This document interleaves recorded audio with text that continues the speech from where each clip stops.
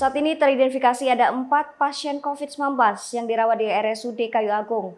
Direktur RSUD Kayu Agung, Dr. Haja Asri Wijayanti MKes, melalui Kasih Keperawatan Desnyati mengungkapkan, keempat pasien sudah dilakukan pemeriksaan, kemungkinan besar keempatnya terpapar COVID-19. Di mana keempat orang yang dirawat dengan gejala klinis COVID-19 dengan hasil antigen reaktif dan sedang menunggu hasil dari tes PCR. Dari hasil perawatan kemungkinan besar terpapar COVID, jadi kami dari pihak rumah sakit langsung menempatkan pasien di ruang penanganan khusus COVID, ucapnya kemarin. Saat ini masyarakat Ogan Komering Ilir atau Oki harus mewaspadai peningkatan COVID-19 di wilayah Kabupaten Oki.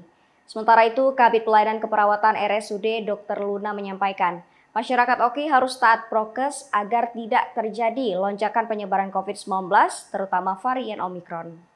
Sementara di saat semua elemen pemerintahan Oki sedang waspada terhadap hal ini, Dinas Kesehatan Dinkes Oki terkesan tertutup dengan awak media. Bahkan Kepala Dinkes Iwan Setiawan hingga saat ini belum bisa dihubungi guna dimintai keterangan terkait perkembangan virus COVID-19 di wilayah pemerintahan Bupati Iskandar ini.